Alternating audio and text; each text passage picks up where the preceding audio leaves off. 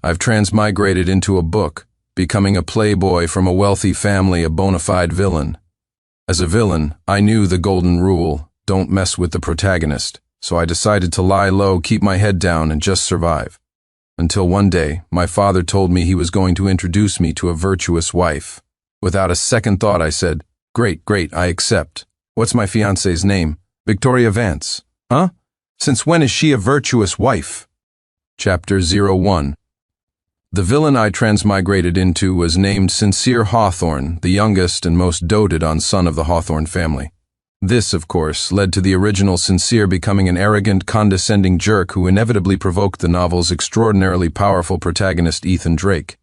That's right, a classic protagonist name. You could tell just by hearing it that he was bad news. After a series of reckless provocations, the original Sincere ended up as nothing more than a stepping stone for the protagonist. Having transmigrated, I was keenly aware of the stakes. I resolved to work hard and act rationally. Young master, your eldest brother is asking you to go out for drinks. Not going, young master, one of your subordinates is in trouble. Not my problem, young master, your father says he's found you a fiancée. Don't want her, wait, what did you say? In the villa's living room, my father spoke with heartfelt gravity. Sincere, you're not getting any younger. It's time to find a good girl. Of course. Before I transmigrated, I was just a loser. After transmigrating, I realized I was an even bigger loser, the kind the protagonist would kick to death like a stray dog on the side of the road. I lived in constant fear, my only thought being how to prolong my life. Seeing how sensible I was, my father smiled with satisfaction. Victoria, you can come in. A woman walked into the living room. She had willow leaf eyes and gracefully curved brows. Her curvaceous figure, complete with a pair of long legs, was utterly captivating. She extended a hand and smiled faintly.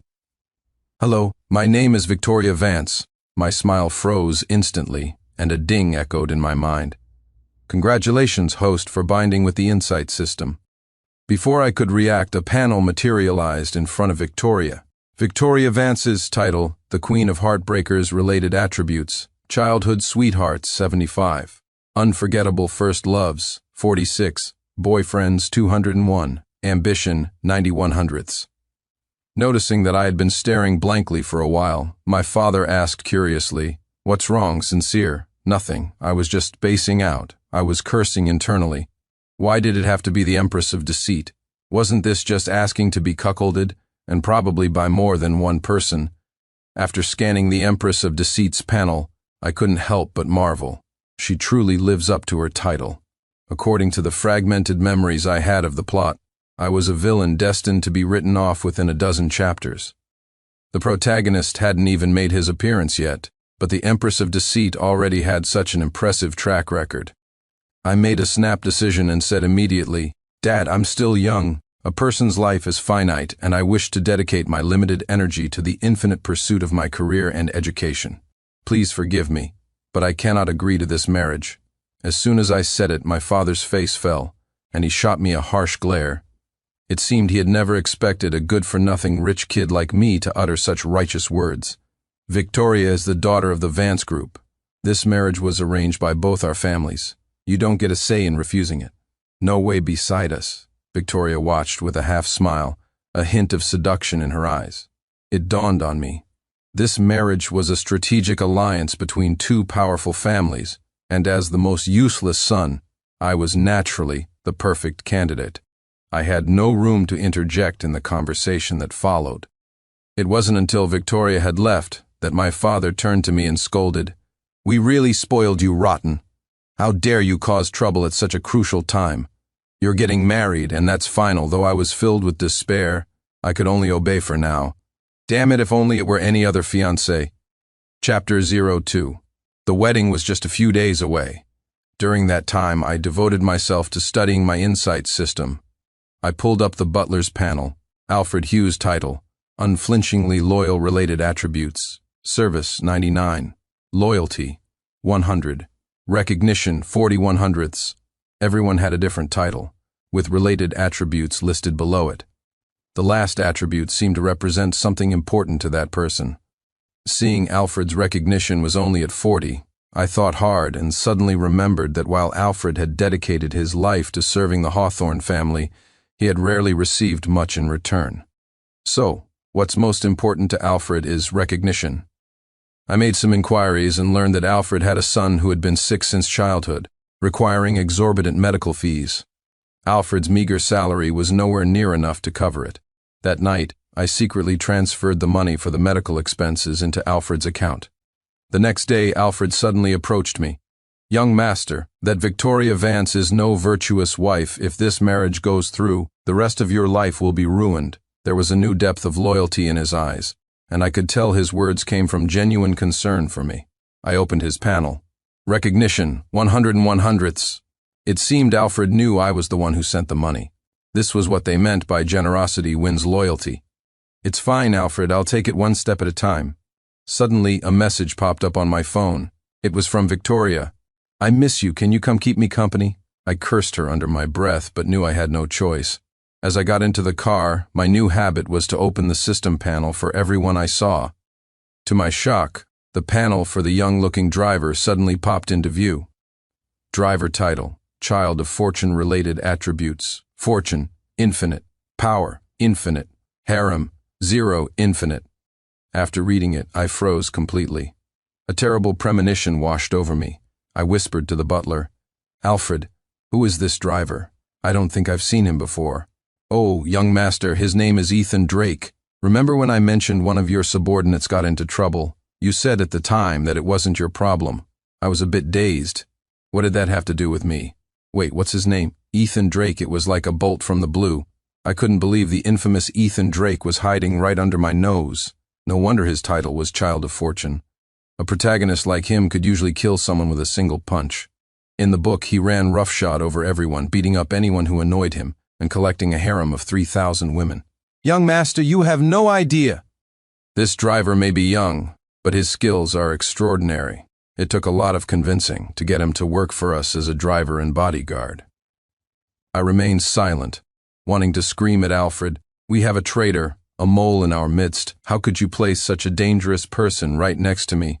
Today, Ethan Drake was earning money as my family's driver and bodyguard. Tomorrow, he would be bankrupting my family and taking it all for himself. When that happened, no one, young or old, would be spared. Go home. "I'm not going." Chapter 03. On the day of the wedding, I walked down the aisle with Victoria on my arm. The audience was filled with business elites from all sectors. It was a grand affair. But it was precisely this kind of grand affair that gave the protagonist the perfect stage to show off. Cold sweat dripped down my back. On one hand, I knew that today was the day Ethan Drake would make his grand, show-stopping debut. It was highly likely that in a few moments I, Sincere Hawthorne, would be beaten into sincere pulp. On the other hand, this bitch Victoria was digging her nails into my arm. She was still holding a grudge, because I had refused to see her a few days ago. It was as if she couldn't stand it. If the entire world of men didn't revolve around her, Victoria looked stunningly beautiful in her white wedding dress and light makeup. But when I opened her panel, boyfriends, 203, ambition, 99/100ths. Holy crap, she managed to get 2 more in just a couple of days. If I married her, I'd have been cuckolded more times than I've eaten meals, and her ambition had risen too. It seemed Victoria's ambition was tied to the Hawthorne-Vance alliance, and whatever she planned to gain from it. "To the happy couple, may you have 100 years of happiness," the officiant said. "Victoria Vance, do you take Sincere Hawthorne to be your husband, to have and to hold, from this day forward, for better, for worse?" I knelt on one knee, holding the ring, my face a stoic mask as I stared at the beautiful Empress of Deceit before me. Victoria covered her mouth with her hands, tears welling in her eyes. Her voice choked with emotion as she sobbed. I do." The crowd erupted in thunderous applause and cheers as if they had just witnessed an epic love story. In the audience, Marcus Vance was also wiping away tears. He turned to my father and said emotionally, "What a moving love story. Your Sincere is such a good kid. I'm sure Victoria will be very happy with him." My father managed an awkward smile. He had no idea what I had done to make Victoria so devoted. Only I, standing on the stage, was cursing in my heart. She really is the ultimate two-faced, scheming bitch. "How venomous after I placed the ring on her finger?" the officiant asked in the same tone. "Sincere Hawthorne, do you take Victoria Vance to be your wife?" to have and to hold from this day forward, for better, for worse. Before I could answer, a loud voice boomed from the audience. I object. Looking out at the crowd, I felt a wave of relief. Who just said what I was thinking? Bang! Marcus Vance slammed his hand on the table and shot to his feet. Who has a death wish? Who dares to speak such nonsense at my daughter's wedding? A figure leaped nimbly onto the stage with effortless grace. I took a closer look. It was Ethan Drake. There was no mistaking him, the youthful face, the overbearing aura that seemed to come from nowhere, and the overwhelming sense of someone about to show off. It made you want to rush up, take a swing, and offer him a free kill and some EXP. The great Vance Group. Do you really have to stoop to selling your own daughter in a marriage alliance to achieve your goals? Isn't that utterly shameless? Victoria, don't be afraid. If worst comes to worst, we'll fight them to the bitter end. I, Ethan Drake, will risk my life today to rescue you from this filthy business transaction, the classic protagonist move. First find an excuse, then show off. I didn't want to interrupt Ethan's taunting spree. After all, this was Victoria we were talking about. I'd be thrilled if he took her away. I glanced at Victoria. She seemed lost in memories. No doubt the protagonist's harem-gathering ability was kicking in, and even the Empress of Deceit was wavering. Ambition, 98 100ths. Chapter 04. Security, get this arrogant punk out of here. Marcus Vance's face was beet red. Indeed, with all these business elites watching, Ethan's public denunciation was a massive slap in the face. And this was a wedding, for crying out loud. People crash executions, not weddings to steal the bride, although, since the bride was the Empress of Deceit, Victoria Vance, I was actually hoping he would succeed. Let Ethan and his future harem manage this particular green pasture. Suddenly, several muscular bodyguards appeared, creating a stark contrast with the seemingly frail Ethan. But I knew in my heart they were just trash teammates, sent to feed him kills and experience points. No, don't you dare lay a hand on him. Fighting is wrong. The bodyguards were taken aback by my intervention. Mr. Hawthorne, you truly are a man of great magnanimity. Even after this punk has humiliated you so thoroughly, you remain so forgiving. Then their resolve hardened. Mr. Hawthorne, we know this kid must have some skills to come here alone. You're trying to stop us because you're worried we'll get hurt. For your kindness, we'd charge through fire and brimstone. Let's go, boys. I wore a pained expression, but inside I was screaming, you bunch of idiots, if you all go and feed him XP and kills. What am I, a guy who can't even trust a chicken, supposed to do? I'm screwed seeing my attempts to stop them, Ethan sneered. You good-for-nothing rich kid, who knows how many disgusting things you've done behind the scenes. Stop pretending to be a good person. The taunt worked perfectly. Hearing this, my family's butler and loyal subordinates all fell for it. After all, they knew better than anyone what kind of person I was. Alfred retorted angrily. You bastard, my young master may be lazy, unaccomplished, and uneducated, but he has never done anything malicious. He's a kind-hearted kid. Ethan Drake, you've gone too far. Hearing that, I was momentarily stunned. Is he praising me or insulting me? The scene devolved into chaos. A crowd of people were clamoring to take Ethan down, but I stood firmly in their way, stopping them from feeding him kills. Ethan watched this unfold, his fists itching for a fight.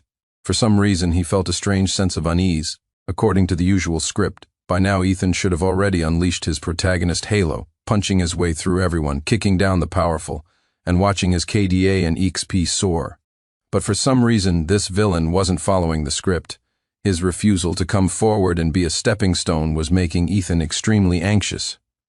This was a classic case of protagonist show-off syndrome.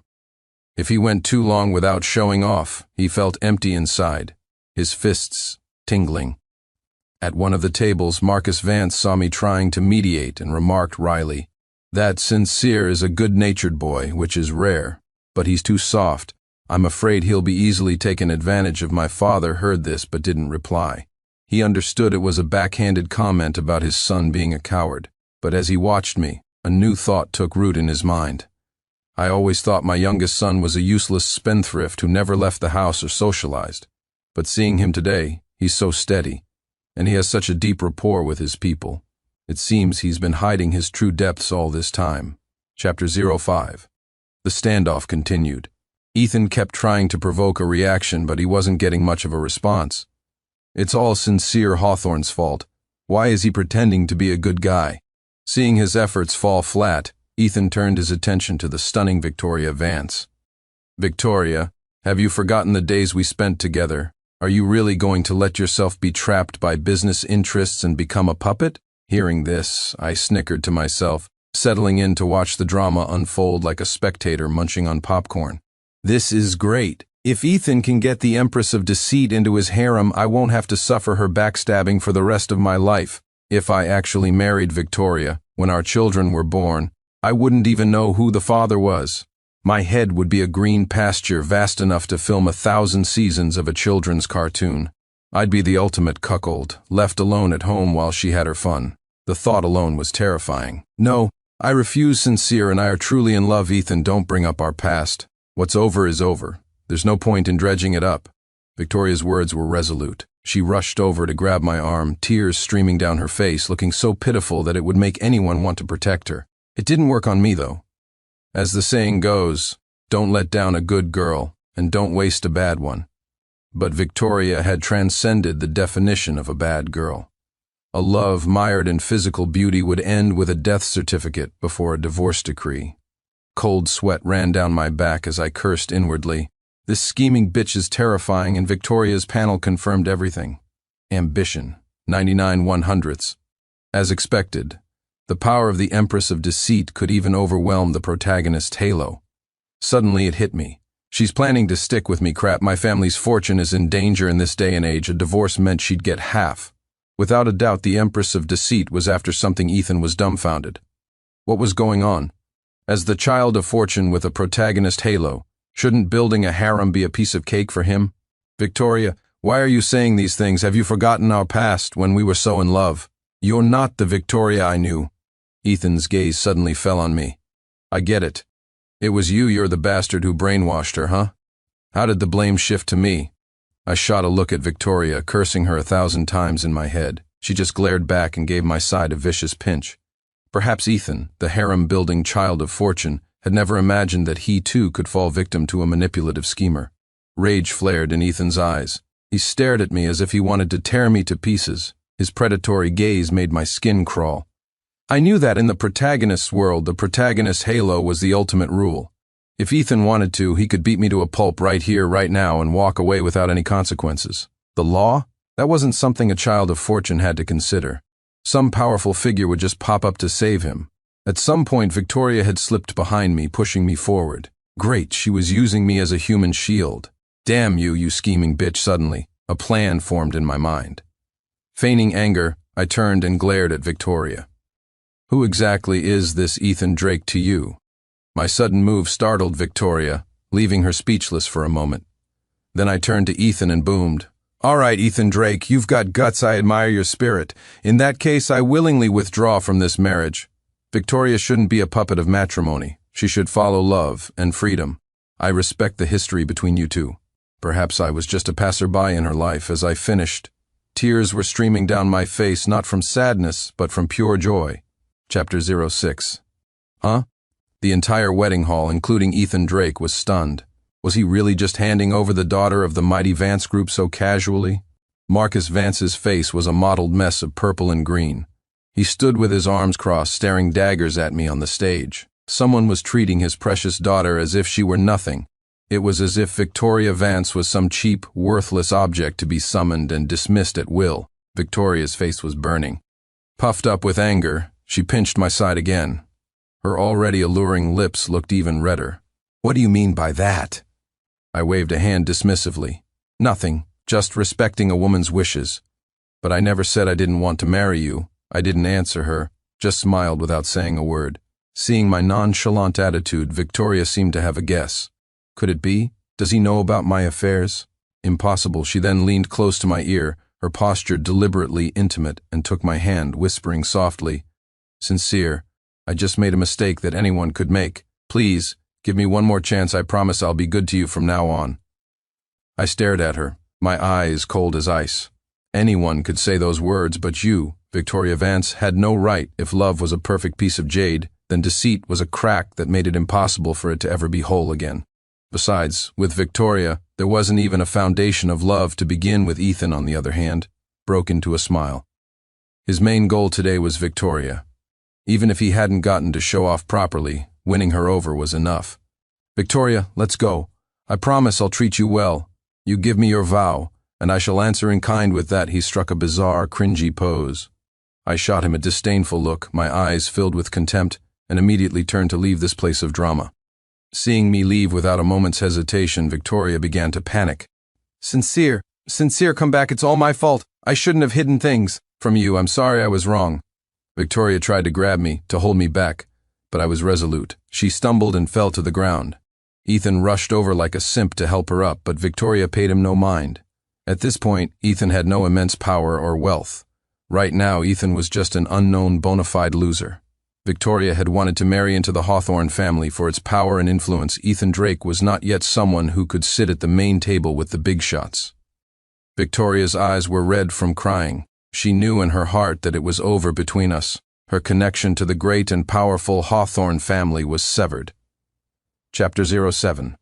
Alfred followed me back to the villa, his voice laced with worry. "Young master, are you sure this is all right? I know you don't want to waste your youth on a woman like her, but I'm afraid the Vance group will be very difficult to deal with." He was right. Although Ethan would take most of the blame for today's fiasco, my on-the-spot annulment was a huge slap in the face to the Vance group. There was no way to spin that positively. I lay on my king-sized bed thinking for a long time. Alfred came in quietly. "Mr. Sincere, your father is back." I sat down slowly in the living room. Besides my father, my eldest brother, Charles Hawthorne, was also there. Seeing me, Charles immediately started teasing. "Well, look at Sincere, all grown up. I really saw something today. Seriously though, kid. How could you turn down a wife that beautiful?" My eldest brother, Charles, was a workaholic, but his abilities were average. My father had placed him in a senior executive position in the company's administration department, but his performance had always been mediocre. Charles had never met a master manipulator like Victoria, so he couldn't understand what a terrifying woman she was. Curious, I casually opened my brother's panel. Charles Hawthorne title, Coaster perfect work ratings 0, mediocre work rating 0, average work ratings 1,306, value 0 first. He really is a coaster value? I don't get it. What kind of value? My father cut off our banter with a stern voice. "Ahem, can you two act your age? Sincere, what exactly is your plan regarding today's events?" My father's burning gaze fell on me, his eyes filled with a mixture of expectation and confusion. All this time I had seen myself as a minor villain, a small pebble on the protagonist's path to world domination. I was always running from my so-called predetermined fate, just trying to survive day by day. But I refused to marry a notorious scheming bitch, and I refused to be a stepping stone for someone else. I want to be the protagonist of my own story. I shot to my feet, my voice ringing out. Everyone looked at me, the family's youngest screw-up, with newfound respect. "Ha ha ha, good, to be yourself. But that's the hardest thing to do." Thump. My father lightly tapped my forehead and then slowly left the villa. "You can't always just think about yourself. Also, starting tomorrow, you'll go to work with Charles. For a father, there's nothing more difficult than watching your children grow up. Today's events had shown Richard Hawthorne a new Sincere. The company needed an heir, and that heir needed to be tempered. Meanwhile, over at the Vance household, Ethan Drake had used his silver tongue to successfully win over both Victoria and her father. The senior management of the Vance group gained a new name, Ethan Drake. Chapter 08. Inside the Hawthorne group. "Huh? Sincere Hawthorne? Little brother, what are you doing here? Are you taking over my job?" The speaker was my second brother, Damien Hawthorne. The dark circles under his eyes were so pronounced he looked like a panda. Compared to my eldest brother, he was far more capable, a fact that was clear from his panel.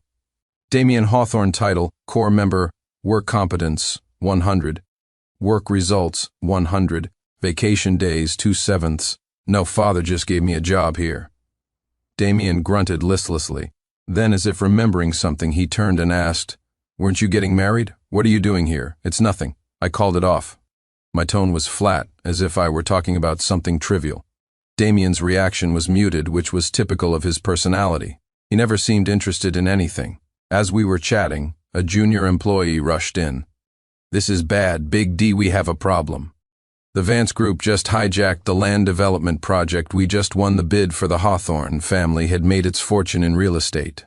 To this day, even though we had diversified into many related industries and subsidiaries, real estate remained our core business. According to the company's long-term goals, losing a project as large as a land development deal at this critical juncture would be a massive blow to our short-term cash flow. Damien and I immediately contacted the staff from the bidding committee. Why? The Hawthorne Group had already won this project. Why would you go back on your word and give the land to the Vance Group at the last minute? But the response we received was shocking. We've had an internal policy adjustment. This project can't always belong to the Hawthorne Group, can it? Before we could deal with one problem, another arose. Ethan Drake suddenly arrived at the Hawthorne Group, with Victoria Vance on his arm. Victoria looked at me with pure disdain. I casually checked her panel. Boyfriends, 204. Ambition, 100/100ths. I understood instantly. Ethan Drake, the child of fortune, had finally conquered the Empress of Deceit. The only thing that puzzled me was that Ethan's panel still read, Harem 0 Infinite. A cold smile touched my lips. I asked irritably, "What are you doing here?" I had already suspected that only someone with a protagonist's halo like Ethan could pull off snatching a project that had already been awarded. Ethan wore a Vance Group employee badge, a sly, terrible smile on his face. That bidding project is pretty important to you guys, right? Although the Vance Group has it now, I might consider giving it to you. My eldest brother, Charles, had also received the news and rushed to the office.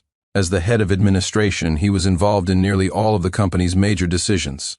After some negotiation, I understood Ethan's plan. He wanted us to buy the land back from him at twice the winning bid price. It was pure extortion. At the negotiating table, Charles's brow was furrowed, and he was sweating profusely. It was an incredibly difficult decision. Either swallow this bitter pill or lose a massive project. Ethan leaned against the table, watching my brother squirm like an ant on a hot pan. He looked like he had the situation completely under control, a cunning smile on his face. I moved over to my brother's side. "Charles, what are you thinking?" As I expected, Charles's instinct was to get the land back, even at a loss, just to keep the company running smoothly. I leaned in and whispered my idea in his ear. Ethan said impatiently, "So, what's your decision? This is a one-time offer for this land." Charles took a deep breath and put on a relaxed expression. "Apologies, but our company has had a policy adjustment. We no longer want this land. This allows us to cut our losses in time, so thank you for that. After all, this project can't always belong to the Hawthorne Group." Chapter 09. Inside the Vance Group, a sharp rebuke came through the phone. "What? That plot of land, you didn't sell it back to the Hawthorne Group at a high price?" The person on the phone was undoubtedly Ethan's powerful connection from the bidding committee. Ethan's face was dark. He never imagined that the Hawthorne Group would actually let go of the land. Ethan's plan had been to use his friend's influence to secure the land first, then sell it back to the Hawthornes at a premium and pocket the difference. Since the project would ultimately end up with the Hawthornes anyway, his connection wouldn't be discovered or held accountable. It was a flawless plan to get something for nothing. The only flaw was that they never ever considered that the Hawthornes would actually refuse the deal.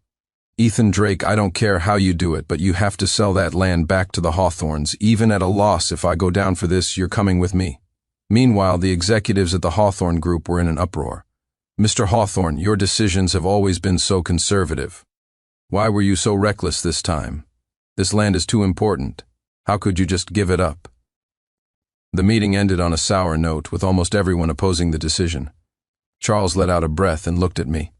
"My decisions for the company have always followed the principle of seeking not for merit but for no fault. I'm always so worried about this and that, but the results are always just mediocre." As the eldest brother, he carried more responsibility, which made him more afraid of making mistakes. As a result, no matter what he did, his performance was always just average. The next day, I took over Damien's work. My second brother was ecstatic, and his panel changed to vacation days, 7/7. "Hello? This is the Hawthorne Group. It seems the deed for the project our company recently won the bid for has not yet been transferred to us." First, I called the bidding officials. Their response was still dismissive. Then, I immediately took a team and rushed over to demand an explanation. These people were masters of bureaucracy. Talking to them was useless. But my goal was just to get their attention and force them to find the powerful figure involved. At the same time, I had our PR department leak the news to the media without a second's hesitation. Public opinion is a powerful weapon. The Hawthorne Group had considerable influence in the city. If a company our size could be treated so unfairly, it would send a message that no business was safe from being fleeced. Reputation is the cornerstone of business.